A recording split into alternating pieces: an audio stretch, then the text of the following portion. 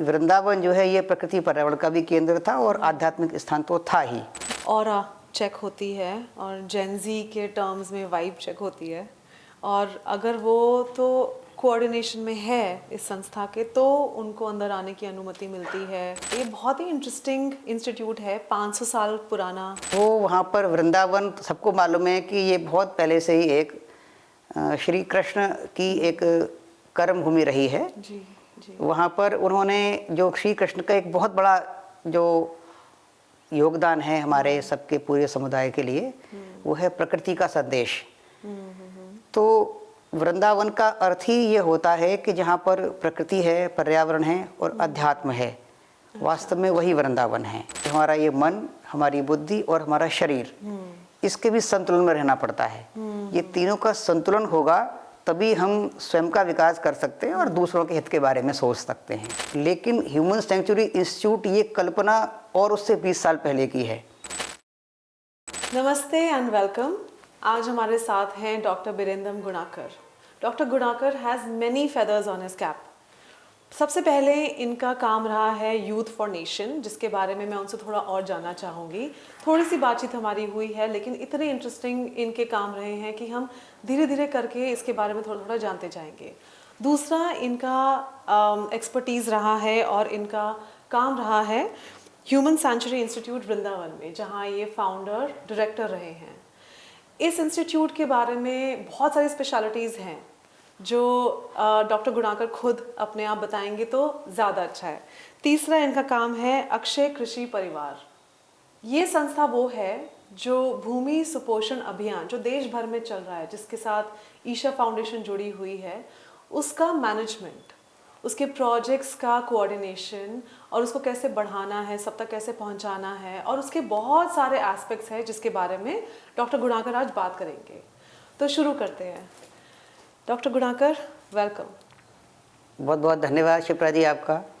धन्यवाद। सबसे पहले तो मैं आपका जो शिप्रा वाइज चैनल है, मैं उसको धन्यवाद देना चाहूँगा, पूरी टीम को धन्यवाद देना चाहूँगा कि ऐसे बिल्कुल ग्रॉस रूट लेवल के जो काम हैं उनको आपने इसमें एक पॉडकास्ट का एक विषय बनाया और आज चर्चा के लिए यहाँ पर आमंत्रित किया है, तो आपका बहुत बहुत धन्यवाद। धन्यवाद इसलिए क्योंकि आप जैसे लोग बेसिकली जो बैक बोन है सोसाइटी की, जिसके बारे में जनरली लोगों को पता भी नहीं है कि इस लेवल पे देश में काम हो रहे हैं, और कैसे हम ऐसे ऊपर बैठ के हम बहुत बुराई कर रहे हैं कि ये नहीं हो रहा, वो नहीं हो रहा, पर आप जैसे लोग जो वाकई में चीज़ों को अपने हाथ में लेकर चेंज करने की कोशिश कर रहे हैं, वो सबको पता लगना चाहिए। और ये भी अगर आपके थ्रू किसी को यहाँ पे पता लगेगा कि अगर किसी को ऑर्गेनिक फार्मिंग शुरू करनी है तो कैसे करें, किसी को खुद का अपना एक काऊ फार्म शुरू करना है मान लीजिए तो कैसे करें, तो आपसे सीखने के लिए तो हमें बहुत कुछ मिलने वाला है। तो ब्रीफ में सबसे पहले बताइए कि यूथ फॉर नेशन, इसके जिसके आप फाउंडर एंड हेड रहे हैं और हैं, ये क्या करता है? यूथ फॉर नेशन एक युवाओं का एक समूह है जो पूरे भारत में, जैसा कि नाम से ये राष्ट्र के लिए युवा, तो 2008 में हमने इसकी शुरुआत की थी। अच्छा। एक हमारे मित्रों के समूह ने मिलकर ऐसा सोचा कि उस समय पर देश के अंदर कुछ ऐसी निराशा थी कि हमारे भारत का युवा ये मान बैठा था कि भारत बहुत अधिक प्रगति नहीं कर सकता और यहाँ अनेक प्रकार की समस्याएं हैं और उनको कोई मोटिवेट करने वाला भी नहीं था। और 2008 में अगर मुझे ठीक से याद है तो रिसेशन भी आया था। रिसेशन भी था। तो और भी डीमोटिवेटिंग सबके लिए रहा होगा। हाँ बिल्कुल। तो ऐसी स्थिति में हमको लगा कि यूथ के बीच में काम करने की ज़रूरत है। हमने ये भी देखा कि लोग युवाओं पर भरोसा भी नहीं कर रहे थे। सही है। और उनको कोई ठीक से मार्गदर्शन करने वाला कोई नहीं था। तो एक व्यक्ति कोई जब किसी का मार्गदर्शन करता है तो फिर उसको बहुत शक्ति लगानी पड़ती है, और कई बार उस व्यक्ति के अंदर कोई दोष किसी कारण से आ गया तो फिर उसके द्वारा किए गए सारे प्रयास समाप्त हो जाते हैं। तो फिर हमने एक ऐसे युवाओं का एक समूह खड़ा किया कि हम ऐसे युवा जो दूसरे युवाओं के लिए प्रेरणा देने का काम कर सकते हैं, जो रचनाधर्मी हैं, उनका एक समूह बनाएंगे और उनके द्वारा जो अन्य दूसरे युवा हैं या जो आगे आने वाली हमारी पीढ़ी है, उस पीढ़ी को भी हम कैसे देश के हित में या रचनात्मक कार्यों में एंगेज कर सकते हैं, इसके लिए यूथ फॉर नेशन ये रचना हमने खड़ी की। अरे वाह। और ये कहाँ कहाँ काम करती है? अभी मुख्यतः जो हमारा हिंदी भाषी क्षेत्र है भारत का, हिंदी भाषी जो हमारे 12-13 राज्य हैं, उन सभी राज्यों में हमारे अपने कुछ वॉलेंटियर्स यहाँ पर हैं। इसकी एक्टिविटीज़ वहाँ पर हमारी चलती हैं। अच्छा अच्छा। और जो दूसरा आपका ह्यूमन सेंचुरी इंस्टीट्यूट वृंदावन में जो है, यहाँ पे क्या होता है? ये बहुत ही इंटरेस्टिंग इंस्टीट्यूट है, 500 साल पुराना। आपने बताया था कि 500 साल पहले से ये जगह है जी, इसको अब ट्रस्ट के थ्रू भी रन कर रहे हैं। यहाँ पे क्या होता है? देखिए, वो वहाँ पर वृंदावन तो सबको मालूम है कि ये बहुत पहले से ही एक श्री कृष्ण की एक कर्म भूमि रही है। जी जी। वहाँ पर उन्होंने जो श्री कृष्ण का एक बहुत बड़ा जो योगदान है हमारे सबके पूरे समुदाय के लिए, वो है प्रकृति का संदेश। तो वृंदावन का अर्थ ही ये होता है कि जहाँ पर प्रकृति है, पर्यावरण है और अध्यात्म है। वास्तव में वही वृंदावन है। अच्छा। तो वृंदावन जो है ये प्रकृति पर्यावरण का भी केंद्र था और आध्यात्मिक स्थान तो था ही। तो 16वीं शताब्दी में भक्ति काल के दौरान अनेक संत वहाँ पर आए और उन्होंने उस स्थान को और एक ऐसा केंद्र बनाया जिससे कि अध्यात्म व्यक्ति के अंदर अंदर तक जाए और पर्यावरण से लोग जुड़ें। जितने भी संत थे उन्होंने पर्यावरण की बात की। कृष्ण का जो वास्तविक संदेश था प्रकृति को बचाने का, पर्यावरण को बचाने का, उस संदेश को उन्होंने अपनी कविताओं के माध्यम से, अपने उपदेशों के माध्यम से वो रखा। अच्छा। तो 550 साल पहले भक्ति काल से लेकर के और फिर बीच में आजकल का जो हम आधुनिक काल जिसे कह सकते हैं, उसमें थोड़ा एक गैप आया।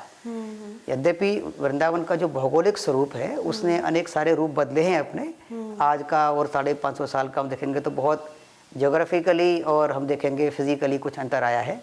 अच्छा। लेकिन उसका जो हार्ड कोर स्पिरिचुअलिटी है वो हमारी वही है। ओके। तो वो जो एक प्लेस है वहाँ पर आजकल उसका नाम लता भवन के नाम से है। वहाँ पर एक ट्रस्ट है वो चलता है और उसी में ट्रस्ट के द्वारा ये मानव अभयारण्य संस्थान, इसको अंग्रेजी में कहते हैं ह्यूमन सेंचुरी इंस्टीट्यूट, ये वहाँ चल रहा है। और इसकी स्थापना तो 2017 में हुई थी, संस्था की स्थापना। अच्छा। लेकिन ह्यूमन सेंचुरी इंस्टीट्यूट ये कल्पना और उससे 20 साल पहले की है। अच्छा। क्योंकि वहाँ पर जो एक संत थे श्री शिवक शरण महाराज जी, अच्छा। वो गृहस्थ थे लेकिन basically he was electronic scientist. Okay. तो उन्होंने फिर बहुत बारीकी के साथ में वृंदावन का अध्ययन किया कि वृंदावन और कृष्ण इसको जोड़ करके कि हम कैसे लोगों के जीवन के अंदर ये आध्यात्मिक परिवर्तन ला सकते हैं, हमको अल्टीमेटली क्या करना होगा और कैसे जुड़ना होगा। तो इसको ध्यान में रख करके उन्होंने ये सारी कल्पना की।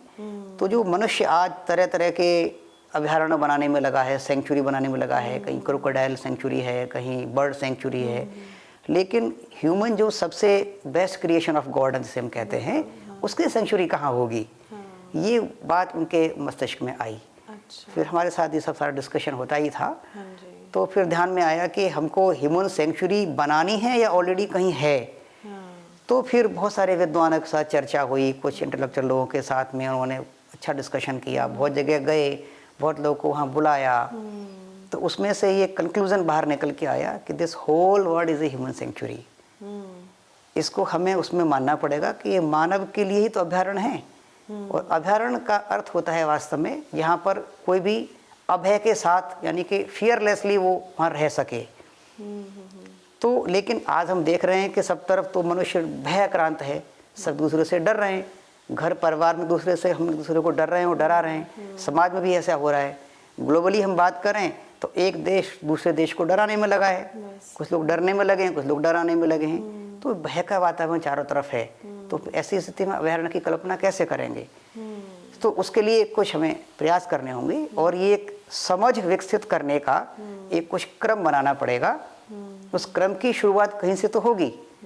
कुछ और लोग भी हो सकता है इस प्रकार के सिद्धांत पर काम कर रहे होंगे, लेकिन अपना वृंदावन में ये जो मानव अभयारण्य संस्थान है, ये इस भय को मन के अंदर से दूर करने के लिए और प्रकृति के हित में, इस सारे विश्व के हित में वहाँ पर कुछ ऐसी गतिविधियाँ हैं जिसको वहाँ पर वो चला रहा है।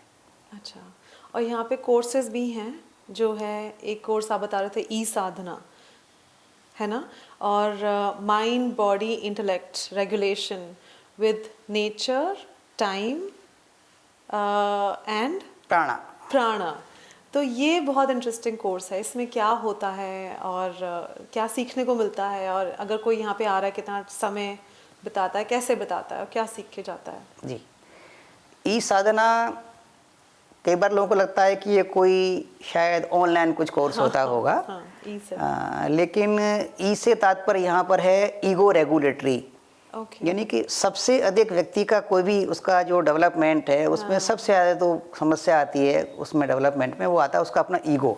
हाँ, बिल्कुल। यद्यपि ईगो हमारा पार्ट ऑफ एग्जिस्टेंस है, लेकिन उसको रेगुलेट करना बड़ा ज़रूरी होता है। तो इसलिए ईगो रेगुलेटरी। और दूसरा ई का अर्थ होता है इको डायरेक्टेड।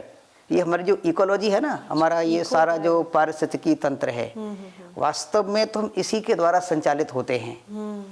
और ये पारिस्थितिकी तंत्र जब बिगड़ता है तो ये समस्त संतुलन समाप्त हो जाता है। जैसे हमारे अपने शरीर का भी एक इकोलॉजी है जी, बाहर भी एक इकोलॉजी है, जी। तो ये सब पूरा बैलेंस रहना चाहिए। और जैसा कि आपने ठीक समझा कि हमारा ये मन, हमारी बुद्धि और हमारा शरीर, इसके भी संतुलन में रहना पड़ता है। ये तीनों का संतुलन होगा तभी हम स्वयं का विकास कर सकते हैं और दूसरों के हित के बारे में सोच सकते हैं। बिल्कुल। तो मन, बुद्धि, शरीर का हमारा ये जो संतुलन है, ये हम प्रकृति, प्राण यानी सटल लाइफ फोर्स एनर्जी, और काल जैसे हम टाइम कहते हैं, इन तीनों के साथ मिलकर के मन, बुद्धि, शरीर का कैसे समन्वय स्थापित कर सकते हैं, अपना जीवन जीना और दूसरों के लिए जीवन जीना। अच्छा। ऐसा कुछ एक कोर्स वहाँ एक 48 घंटे का अभी रहता है। तो वहीं के उसी परिवेश में ये अपना एक्सपीरियंस बेस्ड और फीलिंग बेस्ड ये कोर्स है, ऐसा वहाँ चलता है। तो यहाँ पे एडमिशन लेना, जैसे कि मैं समझ रही हूँ, बहुत मुश्किल है। और आप भी बता रहे थे कि बहुत लोगों की ऑरा चेक होती है और जेनजी के टर्म्स में वाइब चेक होती है। और अगर वो तो कोऑर्डिनेशन में है इस संस्था के, तो उनको अंदर आने की अनुमति मिलती है, सीखने का उनको मौका मिलता है, नहीं तो नहीं हो पाता, वो वहीं से उनको लौटना पड़ता है। तो ये बहुत इंटरेस्टिंग है क्योंकि एक 500 साल पुराना ये स्थल है जिसका आप किसी तरीके से उसका जो अपना खुद का वाइब्रेशन वहाँ पे डेवलप्ड है, उसको आप डिस्टर्ब नहीं करना चाहते। वही लोग वहाँ पे आएँ जो उस वाइब्रेशन को फील कर पाएँ, उसमें कंट्रीब्यूट कर पाएँ, सीख पाएँ। जो लोअर वाइब्रेशन है वो वहाँ पे आके नहीं सीखेंगे तो फिर समय बर्बाद करने का क्या फ़ायदा है ना। तो ये कैसे डिसाइड होता है कि ये हमसे कुछ सीख पाएंगे कि नहीं, या ये इनको आना चाहिए इंस्टीट्यूट में कि नहीं? मैंने जो अनुभव किया है, मैं 10 वर्ष से वहाँ पर लगातार हूँ। यद्यपि मेरा संपर्क वहाँ 21 साल पुराना है। तो पहली बार ही जब मैं गया था तब मुझे कुछ ऐसा लगा कि हाँ, यहाँ कुछ पॉजिटिव वाइब्स हैं। अच्छा। जैसे कि आपने एक वर्ड यूज़ किया, ऑरा। तो ऑरा आजकल कुछ लोग उसको शायद कुछ और ही समझते होंगे, लेकिन हर व्यक्ति का अपना एक ऑरा होता है, हर स्थान का अपना ऑरा होता है। जो जितना अधिक हृदय से शुद्ध होगा, जितना अंदर उसके छल कपट कम होगा, उतना अधिक उसका ऑरा ज़्यादा होगा। इसलिए हम देखते हैं कि बहुत सारे एनिमल्स का, ट्रीज़ का, इनका ऑरा ज़्यादा रहता है। इसी प्रकार से स्थान का भी अपना एक ऑरा रहता है। तो वो जो बिटवीन द सिटी यानी कि मथुरा और वृंदावन, ये ऐसे 2 शहर हैं, उसी के ये बीच में ही, यानी कि वृंदावन का पार्ट है अब तो वो, जहाँ पर ये अपना लता भवन मानव अभ्यारण संस्थान स्थित है। तो ये 2 शहरों के बीच का जो स्थान है, इसका ऑरा इसलिए हाई है क्योंकि ह्यूमन इंटरवेंशन बहुत कम रहा है। अच्छा। यहाँ पर बहुत सारे प्लांट्स एंड ट्रीज़ हैं, मोर देन 50 स्पीशीज़ के यहाँ पर प्लांट्स ट्रीज़ वहाँ पर हैं हमारे पास। अच्छा। और उसको बहुत ज़्यादा छिड़ा नहीं गया है उनको। संतों की भूमि रही है, माने संत माने ऐसे लोग क्लियर हार्टेड लोग रहते हैं, उनको संत कहते हैं। इनका हृदय बहुत शुद्ध है, पवित्र है। तो ऐसे शुद्ध हृदय वाले, पवित्र हृदय वाले वहाँ लोगों का निवास रहा है। वहाँ लोग आए हैं, उन्होंने बहुत पॉजिटिव विषयों पर चर्चाएँ की हैं, तो इसलिए वहाँ की वाइब्स बनी हुई हैं। और वहाँ ज़्यादा लोग नहीं आए हैं तो वो फिर मेंटेन हो रखी है आज भी। तो ऐसी स्थिति में वहाँ जो भी बाहर से आता है, तो वहाँ की हमारी उस ऊर्जा को बनाए रखने के लिए देखना ज़रूरी हो जाता है कि ये व्यक्ति आने वाला है, इसका उद्देश्य क्या है आने का। अच्छा। अदरवाइज ये होता है कि जहाँ कहीं भीड़ ज़्यादा है तो भीड़ में बहुत से लोग अपना टाइम पास करने के लिए इधर उधर जाते हैं, हाँ, और बस क्यूरियोसिटी के लिए भी आ रहे हैं, क्यूरियोसिटी के लिए भी क्या आते हो रहा हैं। है। हाँ। तो यद्यपि वहाँ पर एक हमने डिटी एस्टेब्लिश भी है, यानी कि ठाकुर जी विराजमान है वहाँ पर। उनका नाम है ठाकुर श्री पर्यावरण बिहारी जी। अरे वाह, पर्यावरण तो उनके नाम में ही है। नाम में ही उनके है, हाँ। क्योंकि लोगों ने कृष्ण के बहुत सारे स्वरूप देखे हैं। कृष्ण का एक प्रेमी स्वरूप भी है, कृष्ण का एक योद्धा स्वरूप भी है, कृष्ण का एक प्रवचनकर्ता स्वरूप भी है। जी। तो कृष्ण के विभिन्न स्वरूप हैं। कृष्ण का एक गौपालक स्वरूप भी है। तो इसी प्रकार से कृष्ण का जो एक पर्यावरण प्रेमी स्वरूप है वो भी तो कहीं होना चाहिए। इसलिए वहाँ पर जो कृष्ण की एक मूर्ति है, प्राण प्रतिष्ठित ठाकुर जी कहते हैं उनको, अच्छा। वो ठाकुर पर्यावरण बिहारी जी वहाँ विराजमान हैं। अच्छा अच्छा। और उसके पीछे का कॉन्सेप्ट यही है कि कृष्ण को लोग अलग अलग, जैसे कुछ लोग गोपाल जी के रूप में पूजा करते हैं, कुछ लोग उनको जो है रुक्मिणी जी के साथ खड़े होकर पूजा करते हैं। उसी प्रकार से कृष्ण को लोग उस पर्यावरण प्रेमी के रूप में भी पूजा करें, अरे वाह। जिससे कि ये पर्यावरण की दृष्टि से भी उनका दृष्टिकोण स्पष्ट होगा और वो उस क्षेत्र में आगे जाके काम भी करेंगे। तो ओरा से मतलब यही है हमारा कि वो व्यक्ति वहाँ के योग्य है कि नहीं। और वो जो हम अपने कोर्स की बात कही, वो जो कोर्स 2 दिन का है, जैसे तो हर कोर्स की अपने एक लेवल रहता है। एक प्राइमरी स्कूल रहता है, वहाँ छोटे बच्चों को भेजेंगे, फिर एक जूनियर रहेगा, वहाँ उससे बड़ों को भेजेंगे, फिर और हमारा समझ का स्तर बढ़ेगा तो फिर वो सेकेंडरी स्कूल में जाएगा, फिर ग्रेजुएशन लेवल पर हो गया। और जो पोस्ट ग्रेजुएशन कर लेगा या फिर उसको उन सारे विषयों की उस लेवल की समझ है तो फिर वो पोस्ट मास्टर्स में जाएगा, वो फिर रिसर्च में जाएगा, पीएचडी करने के लिए जाएगा। तो इसी प्रकार से जो ऐसे सारी छोटी छोटी बातें हैं, फॉर एग्जाम्पल रिलीजियसनेस और स्पिरिचुअलिटी, ये 2 बातें रहती हैं। तो जो इन दोनों के अंतर को समझेगा, या फिर ये वास्तव में प्रकृति पूजा क्या है, परमात्मा का क्या अस्तित्व है, जो संत साधु और सन्यासी इनके अंतर को समझता है सामान्य भाषा में, या फिर जिसने उस तत्व को जान लिया है कि वास्तव में जैसा कि हमारे वेदास के अंदर है, वेदों के अंदर है कि भाई प्रकृति पूजा की वहाँ बात कही गई है, वहाँ किसी मनुष्य की पूजा की बात नहीं कही गई है।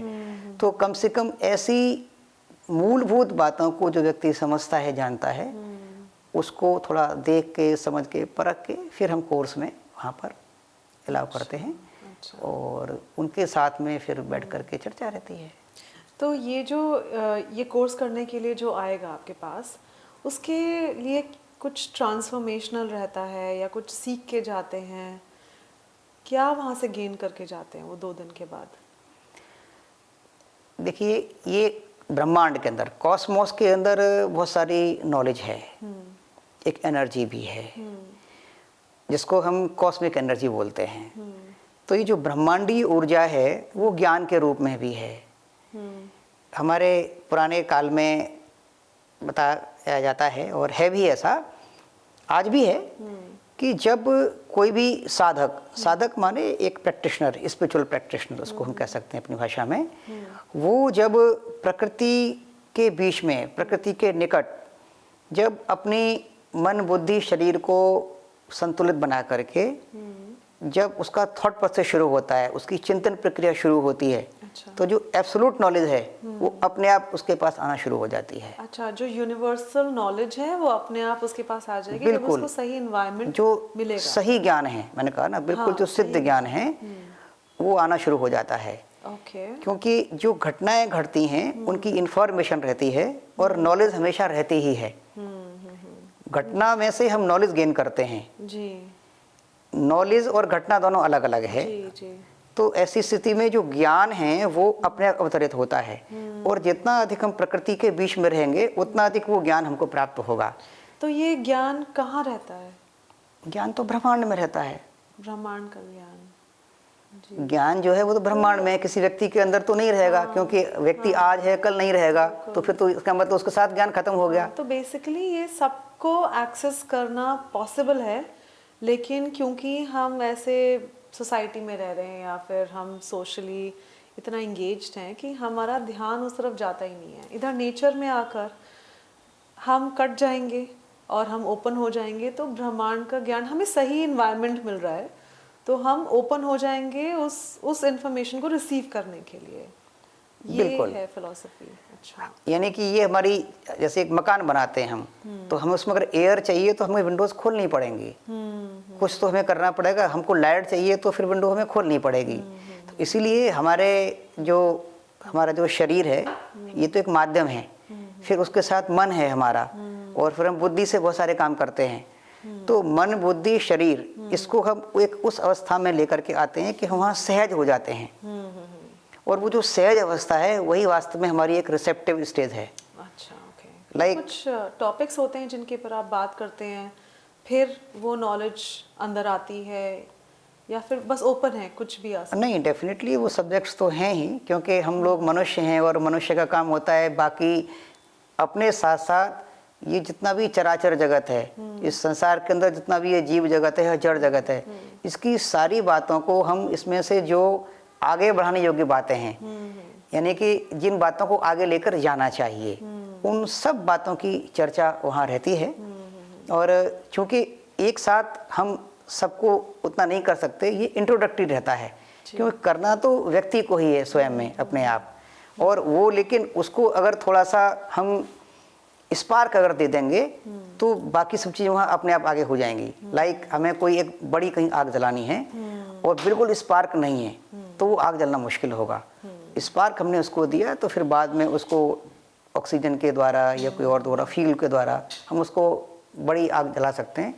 तो उन सारे विषयों के बारे में स्पार्क देना, और वो पाथ उनको मिल जाए, वो फील कर सकें वहाँ की एनर्जी और हमारे अपने अंदर की एनर्जी, वो जो फ्रीक्वेंसी है वो फ्रीक्वेंसी मैच करे उसके साथ में, उसके लिए उसका एक अभ्यास वहाँ हम थोड़ा देते हैं। बहुत इंटरेस्टिंग है ये।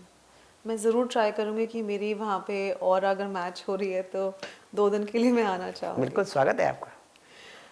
ये तो मुझे समझ में आ रहा है कि आपका नेचर से जुड़ाव बहुत ज़्यादा है, तभी आपका अक्षय कृषि परिवार के साथ जो आप जुड़े, जिसके आप फाउंडर सेक्रेटरी रहे हैं, अभी भी हैं।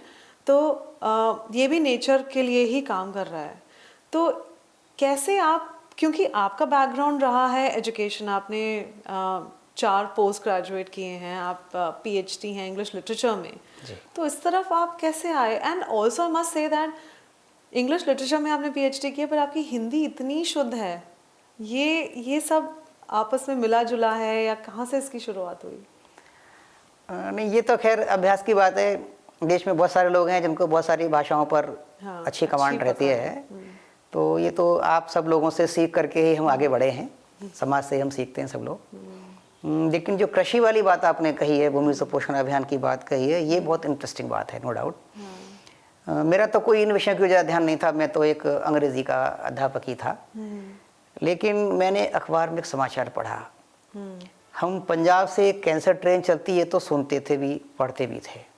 लेकिन एक अखबार में समाचार पढ़ा कि एक गांव में कम्युनिटी RO लगा है। ये कब की बात है? ये 2004 की बात रही होगी। 2004 की बात। तो कम्युनिटी RO ये मेरे लिए एक नया शब्द था। RO तुम सुनते थे कि ठीक है घरों में लगा है, लेकिन पूरे गांव के लिए एक RO लगा दिया, ऐसी कौन सी स्थिति बन गई, या कैसे वो चलता होगा? तो ये क्यूरियोसिटी एक मेरे मन के अंदर आई। तो मैं अपने 2-3 मित्रों के साथ में पंजाब के भटिंडा जिले में मैं वहाँ गया। तो वहाँ जाकर मालूम हुआ कि वो कम्युनिटी RO इसलिए लगा है क्योंकि वहाँ पानी इतना ख़राब हो चुका है कि पीने योग्य एकदम नहीं है। इसलिए गांव के लोगों ने मिलकर के सोचा कि हम एक बड़ा RO लगाते हैं, उसमें खर्चा कम आएगा। समझदार गांव था, तो उन्होंने वो लगाया। लेकिन वहाँ जाने के बाद तो फिर हमें कुछ और ही देखने को मिला। वहाँ 2 अलग अलग बातें देखने को मिली।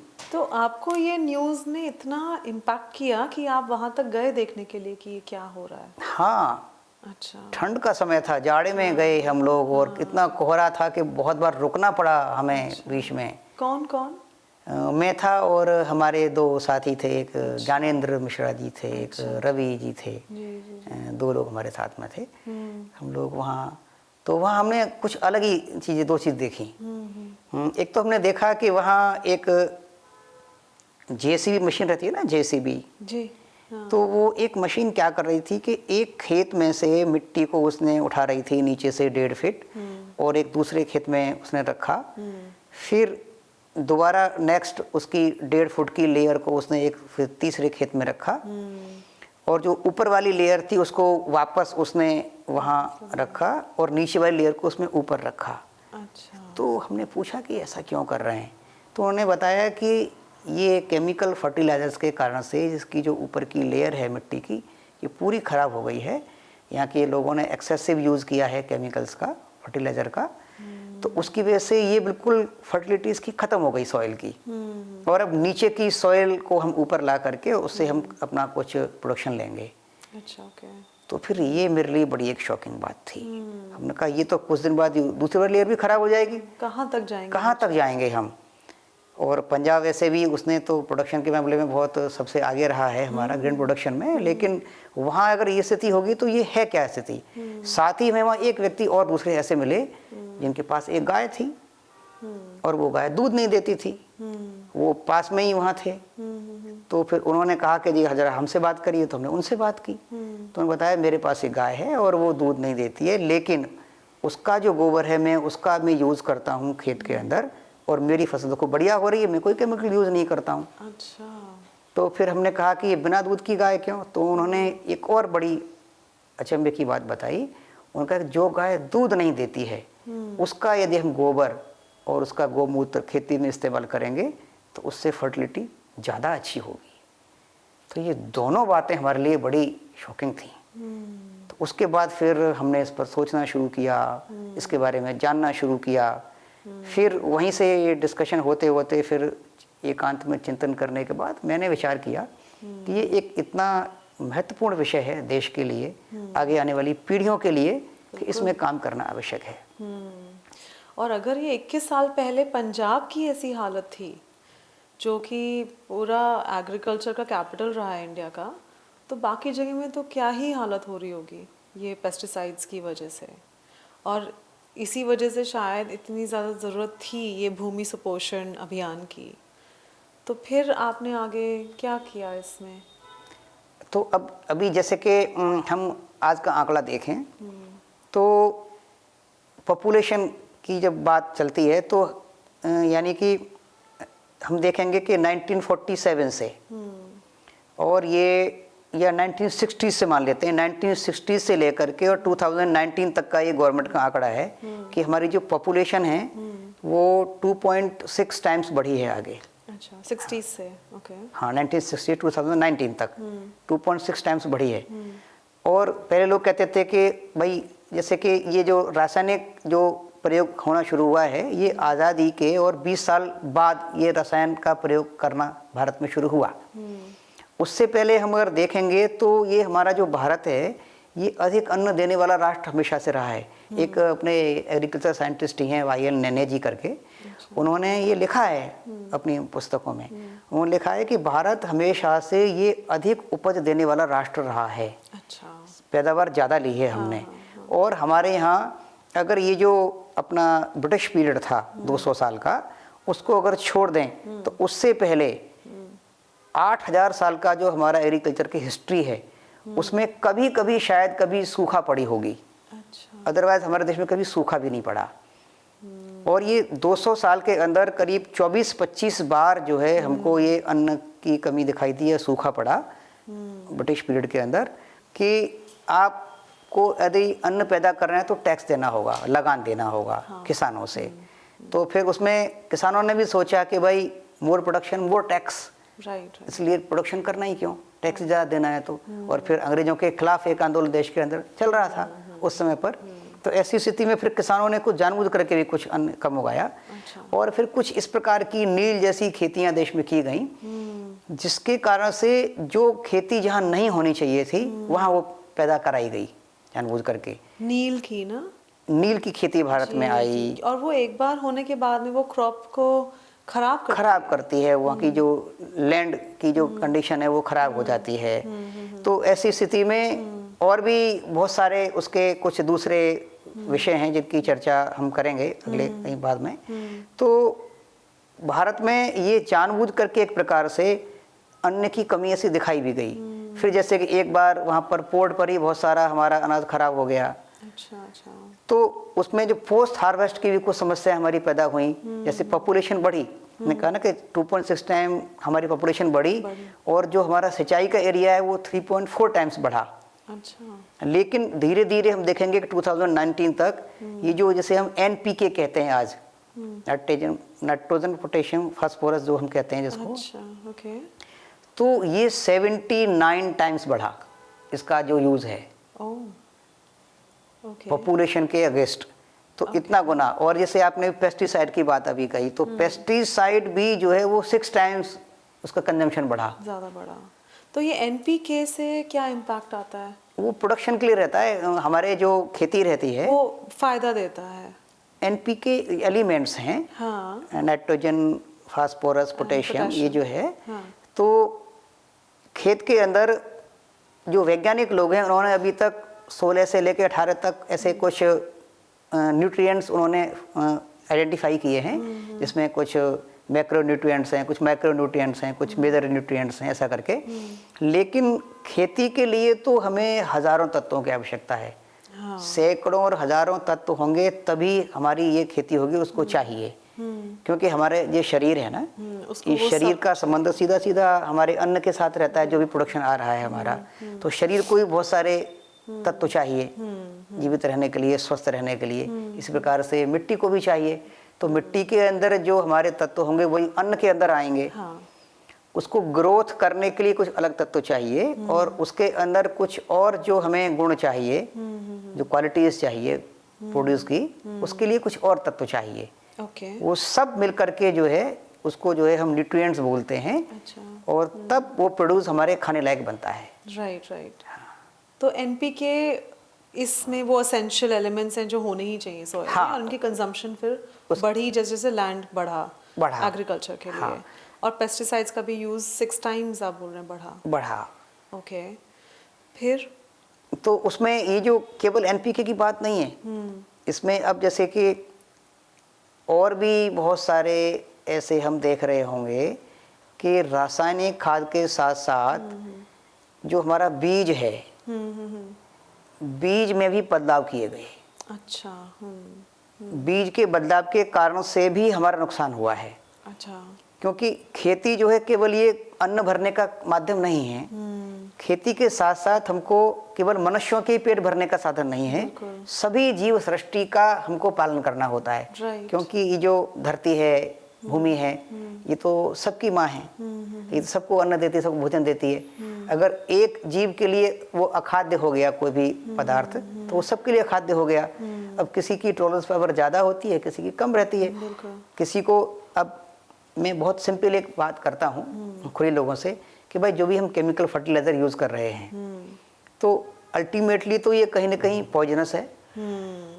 अगर पॉइजनस नहीं है तो कोई भी इसको डायरेक्टली नहीं ले सकता। हाँ, बिल्कुल। जिसको हम डायरेक्टली नहीं ले सकते हैं, वो कहीं ना कहीं हार्मफुल है। बिल्कुल। और उसको हम पौधे की ग्रोथ के लिए तो हम दे रहे हैं, लेकिन उसका अल्टीमेट इफेक्ट क्या आ रहा है।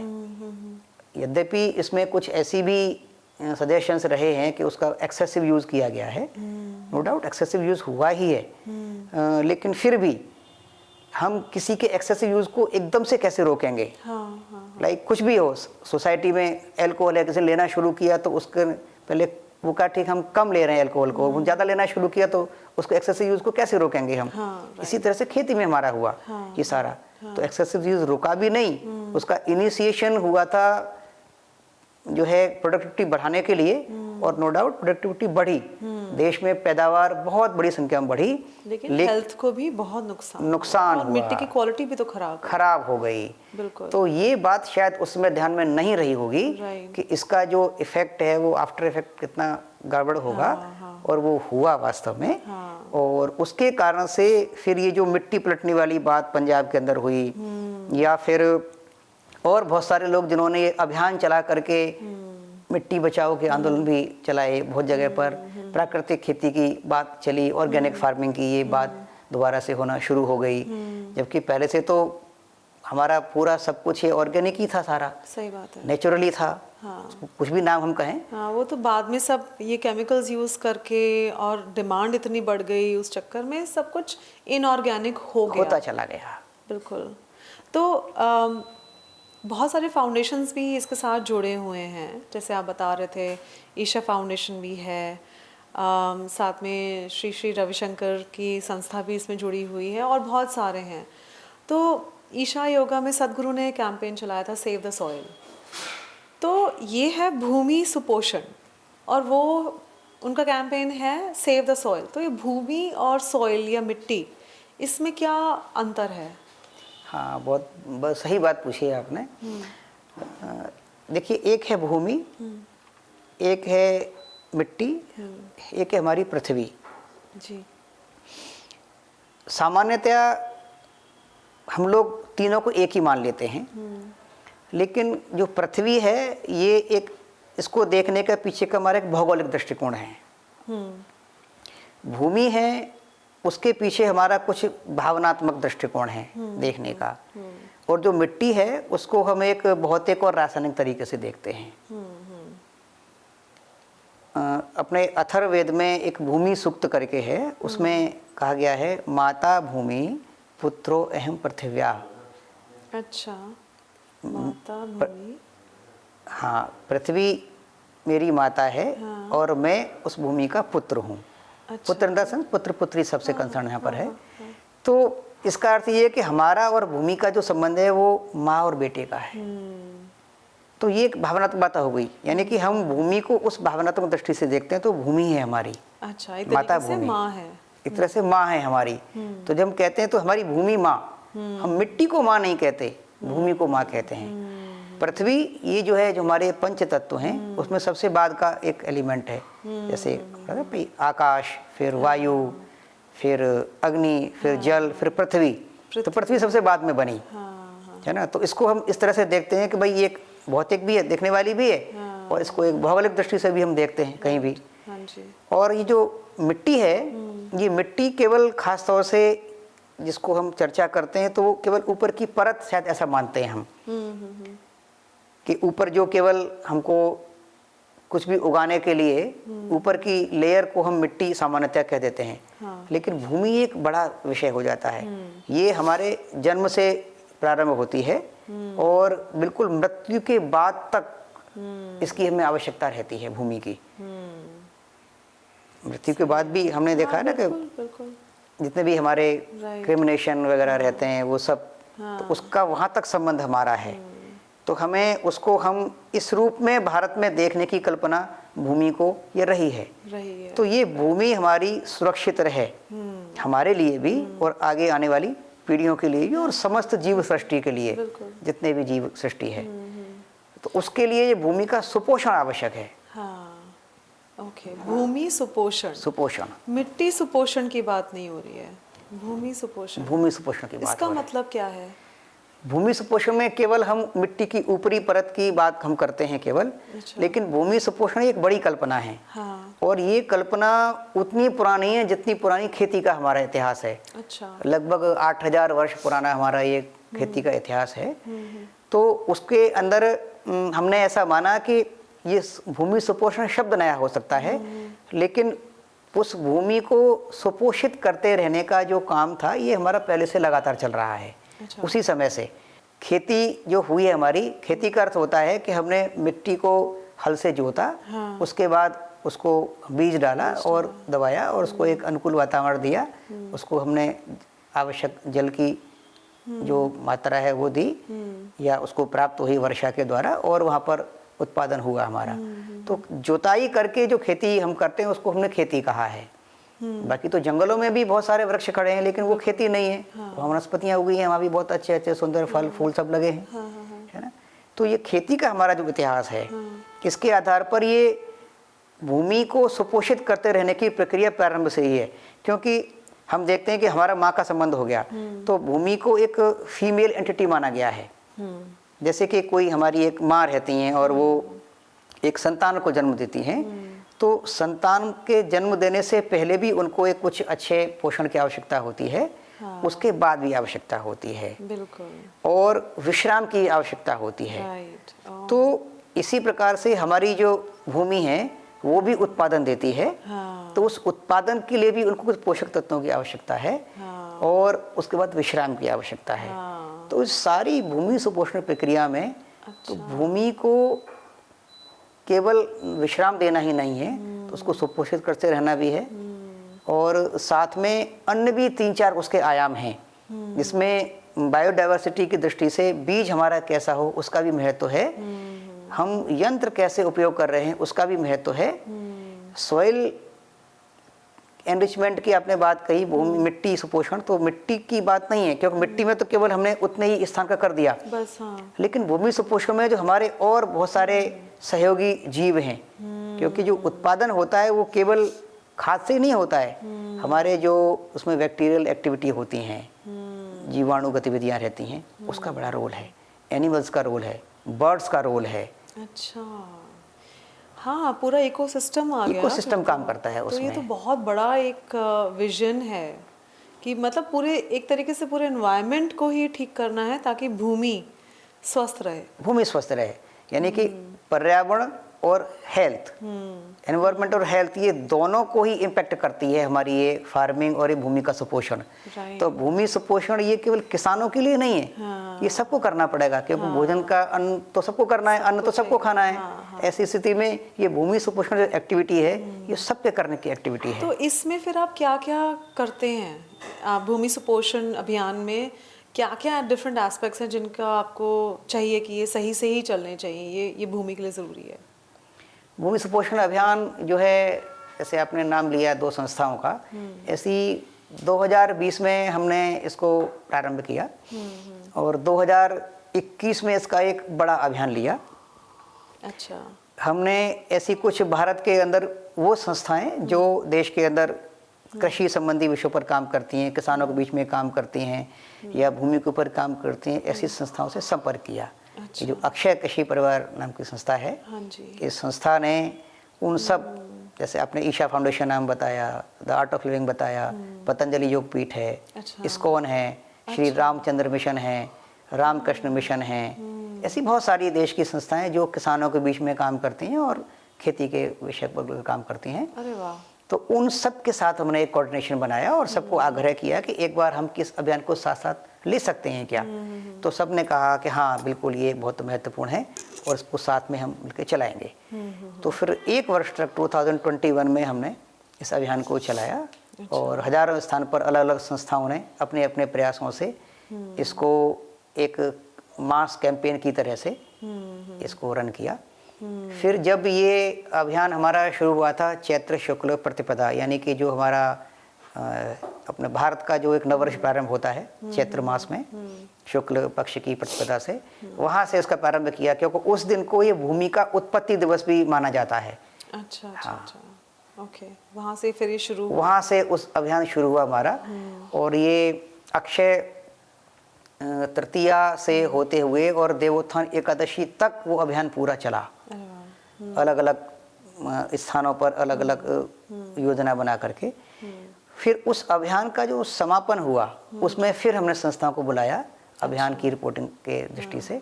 तो वहाँ पर ये सबने तय किया कि ये तो 1 वर्ष के चलने से काम नहीं चलेगा, बार बार इसको तो लगातार हमें चलाना पड़ेगा। है।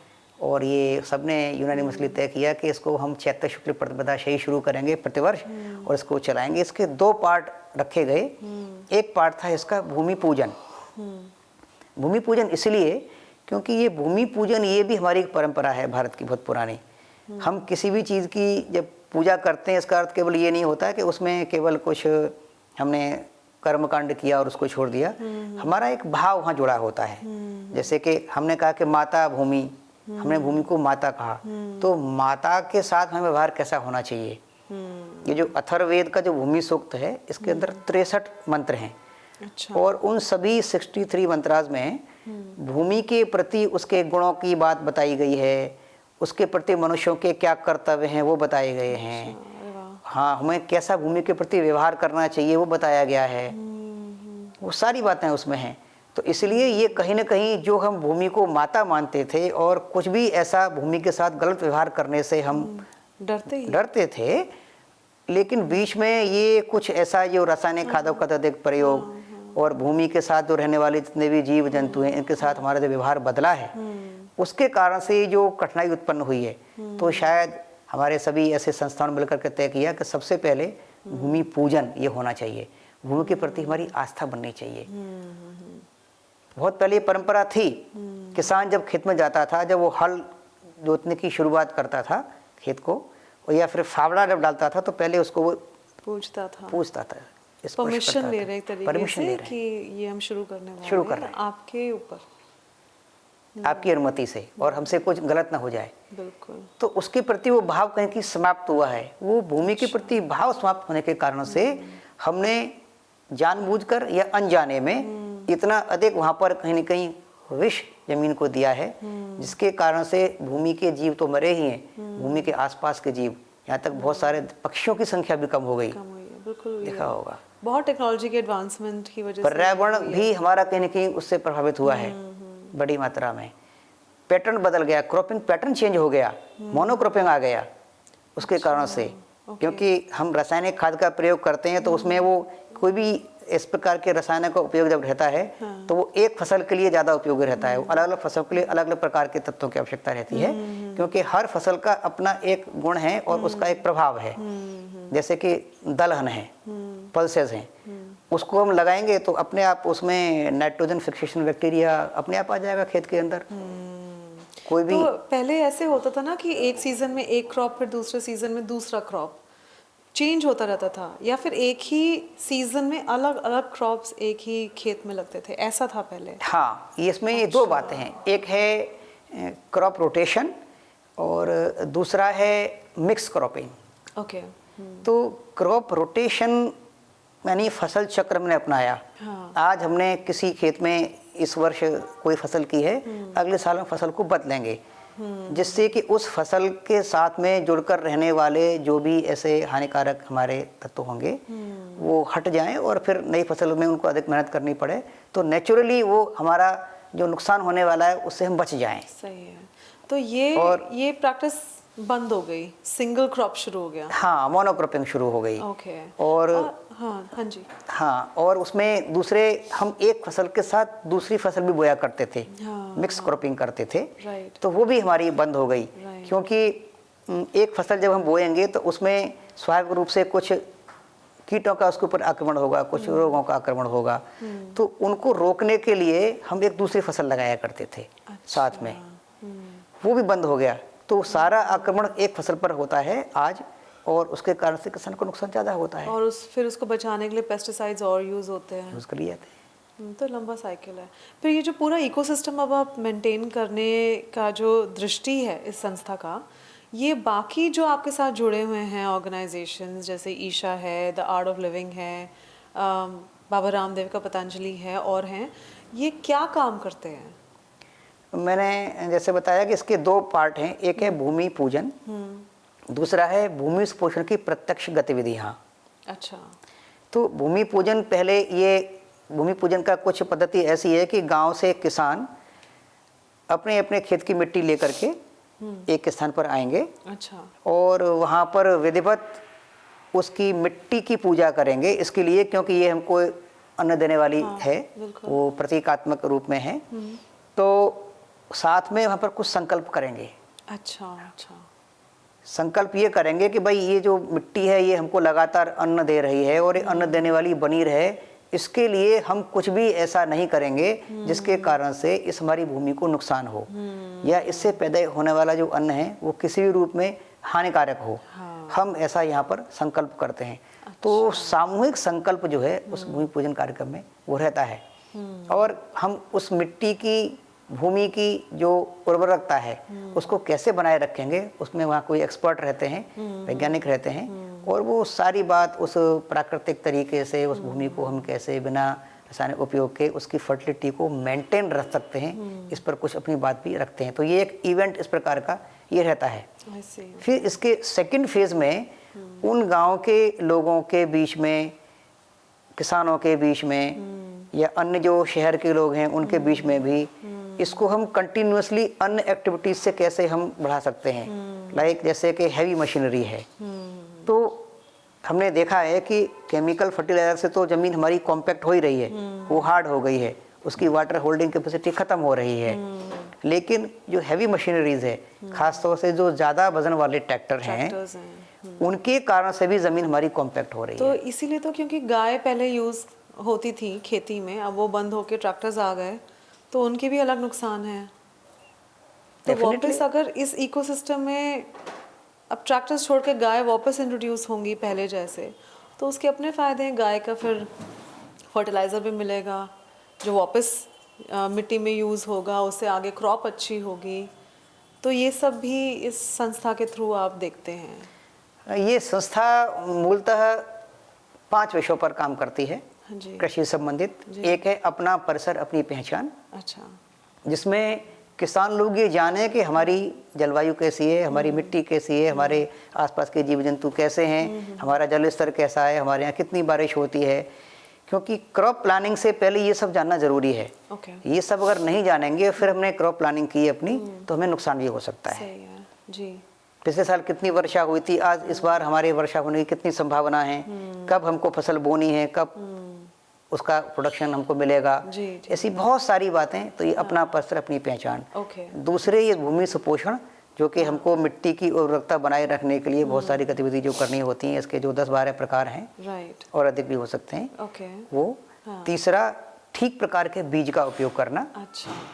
चौथे, सही प्रकार के यंत्रों का उपयोग करना।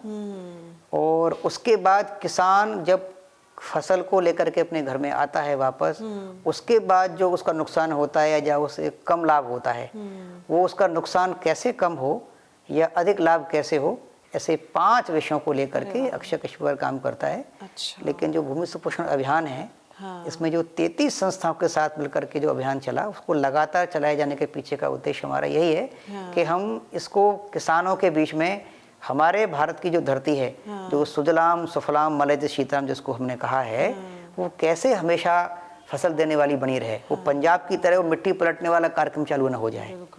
मुझे एक चीज़ बस समझ नहीं आ रही, जो ईशा फाउंडेशन में सदगुरु ने जो कैंपेन चलाया था, वो था सेव द सॉइल। तो वो सेव अर्थ नहीं होना चाहिए था? मतलब वो ज़्यादा इम्पैक्टफुल होता आपके मिशन के लिए, या ये काफ़ी था, या विजन क्या था? जितने भी ऐसे संत लोग रहते हैं, वो कुछ कुछ अच्छा सोच के ही कोई कार्यक्रम चलाते हैं। तो निश्चित रूप से उनका उद्देश्य कुछ अच्छा ही है। और मिट्टी की बात भी की है तो वो भी अच्छी है कहीं ना कहीं। जैसा कि मैंने कहा कि पृथ्वी, भूमि और मिट्टी, एक अवधारणा हमारी बहुत पुरानी चली आ रही है। तो शायद वही कल्पना लेकर के उन्होंने शुरू किया होगा, और पूरे विश्व में उन्होंने वो कार्यक्रम चलाया। हमने पढ़ा देखा अखबारों में। हम भी जब पूरे वर्ल्ड में फिर उसको लेकर जाकर के, हम भी जब 2019 में जब सदगुरु को जाकर के मिले थे, तो हमने अपना ये भूमि सुपोषण की बात उनके सामने रखी थी। और उन्होंने उसको बहुत मन से स्वीकार किया, और उन्होंने कहा कि हम पूरा सहयोग हमारा रहेगा इसमें। सभी संतों ने केवल, क्योंकि जितना ये लोग जुड़ेंगे उतना ही आगे इनके फॉलोअर्स तक बात आसानी से पहुंच पाएगी, और फिर वो इसके लिए कुछ कर पाएंगे। तो ये सारे संस्था जुड़ने से अब कहाँ पर हैं हम, मतलब अभी और कितनी लंबी जर्नी है? देखिए, ये तो एक अनवरत प्रक्रिया है।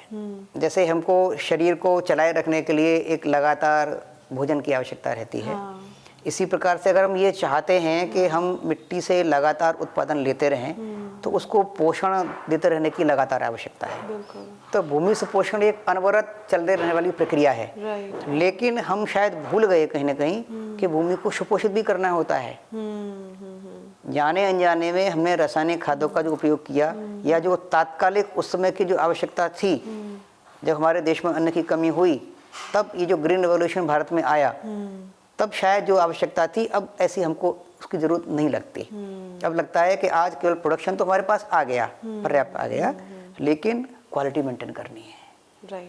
हमको न्यूट्रिएंट्स चाहिए, हमको एक पोषक मूल्य वाला अन्न चाहिए, जो हमको स्वस्थ रखे, बीमारियां हमको न दे। तो इसकी अवेयरनेस अब किसानों में भी आ चुकी है, वो भी इसके लिए अब काम कर रहे हैं, या अभी भी पुराने तरीके यूज़ हो रहे हैं, केमिकल्स, फर्टिलाइजर्स, दूसरे बीज? दोनों प्रकार की बातें अभी देश के अंदर हैं। क्योंकि हम अगर देखते हैं तो सरकार का जो केमिकल फर्टिलाइज़र का जो खपत का आंकड़ा है, वो तो बहुत ज़्यादा है अभी। तो तो उसके हिसाब से देखेंगे तो केमिकल फर्टिलाइज़र तो यूज़ हो ही रहा है। हाँ, हाँ। लेकिन हम ये देख रहे हैं कि अभी बड़ी संख्या में किसान जागरूक हुए हैं और एक बहुत बड़ी संख्या ऐसी है किसानों की जिन्होंने अब अपने लिए और विष मुक्त अन्न उगाना शुरू किया है। अच्छा, गाय पालना शुरू किया है, विष मुक्त। पॉइजन फ्री उसको हम कह सकते हैं, उसको ऑर्गेनिक कह सकते हैं। तो और गाय पालना भी शुरू किया है उन्होंने, क्योंकि उनको पता चला है कि ये गाय के गोबर की जो शक्ति है, जो ताकत है, वो सबसे अधिक खेती के लिए बहुत मजबूत है। गाय का गोबर और गौमूत्र, उससे मिला करके कुछ तरल खाद हैं, कुछ शुष्क खाद हैं, कुछ और सीधे ही उनका एप्लीकेशन है, वो सब करेंगे तो फिर उसका एक बड़ा लाभ उनको मिल रहा है, जो शायद कहीं न कहीं भूल गए थे। बीच में किसी भी कारण से उनको जो है ये याद नहीं रहा कि ये भी हमारे लिए उपयोगी हो सकता है। सही है, हाँ। तो अब क्योंकि गाय का कल्चर अगर एक बार वापस से आ गया इंडिया में, तो गाय तो खुद में ही एक इकोसिस्टम है। और मैं जानती हूँ कि आप गाय के लिए भी आप बहुत काम कर रहे हैं। जिसको भी अपने पास गाय रखनी है या फार्म भी रखना है गाय का, तो उसमें आपके पास ही आता है समझने के लिए कि क्या क्या करना चाहिए। तो ये भी इसी का ही पार्ट है। नहीं, अक्षय कृषि परिवार में ये सारी जो परिकल्पना जो बताई मैंने आपको कि कृषि हमारी कैसे लगातार सभी जीवों के लिए सतत अन्न देने वाली बनी रहे, उसके लिए जो जो आवश्यक है वो सब इसमें शामिल है। और मैं नहीं, देश के अंदर गाय के ऊपर काम करने वाले बहुत सारे लोग हैं। यद्यपि मेरे घर में शुरू से गाय रही है, आज भी मेरे घर परिवार में गाय पाली जाती है, और जहाँ भी संभव होता है तो गाय कैसे स्थापित हो सकती है सभी घरों में, इसके लिए हम लोग सब मिलकर प्रयास करते ही हैं। तो सामूहिक प्रयास पूरे देश में अनेक संस्थाओं के द्वारा, अच्छे लोगों के द्वारा चल रहे हैं, हम सबके साथ हैं। और जो हमारे प्रूवन एक्सपेरिमेंट्स हैं उनको हमने दोबारा से रेप्लिकेट कर दिया।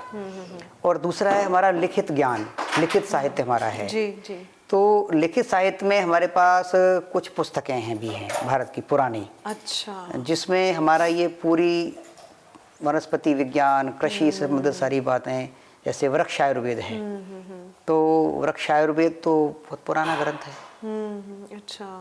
और इसी प्रकार से कृषि पाराशर, ये ग्रंथ है, ये बहुत प्राचीन ग्रंथ है हमारे। तो ये सब इन प्रोग्राम्स में सिखाया ही जाता है? वो उन्होंने अभी उसका कुछ पार्ट लिया है, लेकिन ये हमारे जो ग्रंथ हैं वास्तव में ये सिखाए जाने चाहिए। अच्छा। तो वो कहीं ना कहीं करिकुलम का पार्ट बन सकते हैं। इसी प्रकार से वराह मिहिर नाम के एक वैज्ञानिक हुए हैं, उन्होंने वरहत संहिता में जो है एक हमारे देश में, चूंकि ये वर्षा अच्छी होनी चाहिए, जिसको हम शुभवृष्टि हमने कहा है, क्योंकि बिना जल के तो खेती होगी कैसे। तो ये भूमि सुपोषण, जैसा कि मैंने बताया, ये ओवरऑल मैनेजमेंट है, ये केवल सॉइल मैनेजमेंट नहीं है। तो ये सब मिट्टी के साथ में अन्य जीव जंतु, पर्यावरण, इन सब का मैनेजमेंट भूमि सुपोषण है। इसमें ये वर्षा भी आती है हमारी। तो वराह मिहिर ने वर्षा हमारे देश में संतुलित कैसे होगी, सब स्थानों पर कैसे होगी, इसे कहेंगे बैलेंस्ड रेन, उसके लिए भी उन्होंने पद्धति बताई। अच्छा। और जो हमने यज्ञ की बात हम करते हैं अपने वेदों में, तो सोम यज्ञ ये एक ऐसी पद्धति है, इसको करने से पूरे देश में संतुलित वर्षा होती है। पहले सोम यज्ञ होते थे, अक्षय कृषि परिवार ने पिछले वर्ष भी 12 ज्योतिर्लिंग पर ये सोम यज्ञ कराए हैं। उससे पहले 3 ज्योतिर्लिंग पर कराए थे, और उसके जो वैज्ञानिक हमारे पास जो अवलोकन एकत्रित आए हैं, जो कंक्लूजन्स आए हैं, वो बहुत ही सकारात्मक हैं।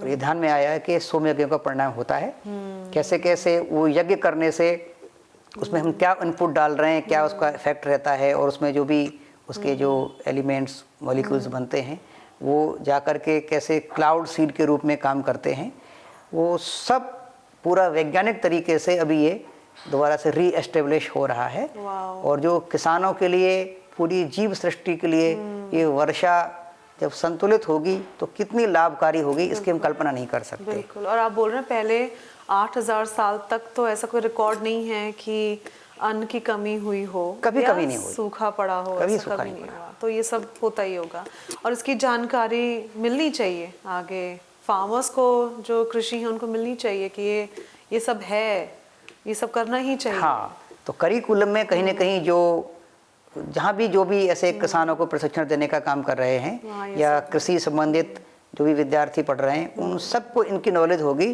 तो ये दोनों हमारी नॉलेज अब मिलके काम करेंगी तो वो एब्सोल्यूट नॉलेज हो जाएगी वास्तव में, Absolute. वो संपूर्ण हो जाएगी अपने आप में। और आपकी संस्था इसके लिए काम कर काम रही कर है रही और आई एम श्योर फ्यूचर में जाके इसका ज़रूर फ़ायदा होगा और गवर्नमेंट समझेगी, सुनेगी, ऐड करेगी।